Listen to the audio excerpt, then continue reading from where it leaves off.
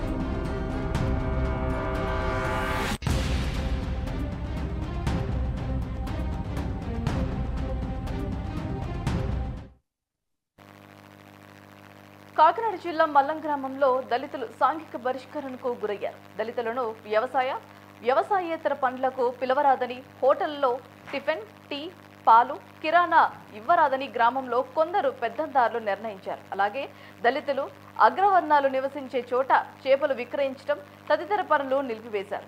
కోడి మాంసం ఆమె ఎస్టీ కులానికి చెందిన వారిని అని కూడా ఎస్సీ కులస్తులకు కోడి మాంసం విక్రయించరాదని ఆంక్షలు విధించారు.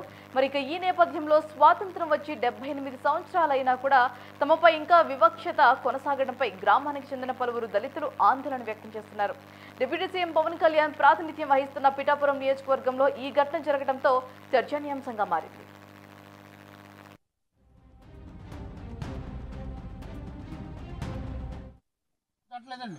పక్కన రాడతలేదండి ఎవరండి కొరకండి రాట మాడతానండి నా దగ్గర వచ్చి అదే సాయంత్రం చెప్పినండి మన ఇద్దరు ఇవ్వాలి తేగబాబు నువ్వు అంటే సడన్గా నేను ఎట్టుకెళ్ళిపోయి 5,000 రూపాయలు చేపలండి. అదే వీళ్ళు నన్ను నమ్మదంటలేదండి పక్కన రాడతలేదండి ఎవరండి కొరకండి రాట మాడతానండి నా దగ్గర వచ్చి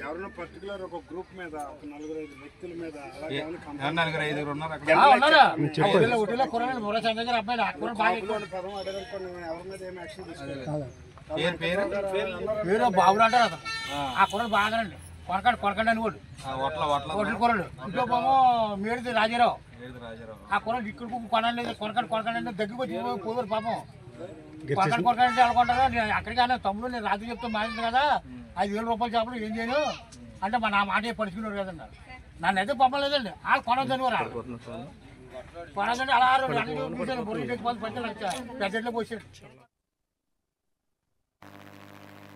మల్లం గ్రామంలో వెల్లిశెట్టిబాబు ఇంటికి అదే గ్రామానికి చెందిన సురేష్ అనే దళితుడు కరెంటు పని చేసేందుకు ఒప్పుకున్నాడు. కరెంటు పని చేస్తుండగా ఈ నెల 16న విద్యుత్ షాక్ కి గురై మృతి చెందాడు. మరుసటి రోజు సురేష్ మృతదేహాన్ని అంబేద్కర్ విగ్రహం వద్ద నుంచి న్యాయం చేయాలని దళితులు ధర్నా నిర్వహించారు. మరి ఈ నేపథ్యంలో పిఠాపురం సిఐ ఇరు వర్గాల సమక్షంలో చర్చలు జరిపి సమస్యను పరిష్కరించారు. దళితులు ఐక్యంగా ఉండటం, వారి హక్కుల కోసం నిలబడటం అగ్రవర్ణాలకు కంటగింపుగా మారింది. దళితులను ఇలాగే వదిలేస్తే వాళ్ళు మరింత రెచ్చిపోతారని భావించారు. 2 రోజుల క్రితం గ్రామానికి చెందిన పెత్తందారుల సమావేశం పెట్టుకుని దళితులను సాంఘిక బహిష్కరణ నిర్ణయం తీసుకున్నారు. గ్రామ పెద్దలు చేసిన నిర్ణయం మేరకు తమను పనిలోకి రావటం లేదని, అలాగే పాలు పోసే వ్యక్తులు, హోటల్స్ నిర్వాహకులు కూడా పాలు, టిఫిన్ ఇచ్చేది లేదంటున్నారని దళితులు ఆవేదన వ్యక్తం చేశారు. అగ్రవర్ణాల నివసించే ప్రాంతాల్లో కూడా చేపలు అమ్మకం వగైరా నిలిపివేయాలని కూడా హుక్కుం జారీ చేశారు. అయితే అనుకోకుండా ఇవాళ పొద్దుట ఈ కార్యక్రమాన్ని మళ్ళీ అవుతే డబ్బులు కార్యక్రమం అవుతుంది అనే ఈ హోటల్స్, ఈ పాల వ్యాపారులు వీళ్ళందరూ కూడా ఈ డబ్బుల గురించి జరిసి అమ్మకం మానేసే తప్ప సాంఘిక బహిష్కరణ ఇదని వాళ్ళకి తెలియదని పాపం నిజంగా అంత అవగాహన లేదు వాళ్ళకి. ఇది మాత్రం నిజంగా తప్పు. ఏ కాస్ట్ అంటే అవునండి, ఏదంటే అవునండి, ఇది అమ్మకం పోవడం అన్నది సమాజపరంగా చాలా తప్పు. అది ఈవేళ వెంటనే మాకు ఇన్ఛార్జ్ గారు ఫోన్ చేసి ఇది మీరు చాలా తప్పు చేస్తున్నారు, నువ్వు వెళ్ళి అది అర్జెంటుగా చూడు అని నాకు ఫోన్ చేయడం జరిగింది. 9-8 గంటలు చేస్తే ఈ లోపులోనే సిఐ గారికి మన ఆర్డీఓ గారికి అలా కూడా వచ్చి వెంటనే ఒకటి ఈ 2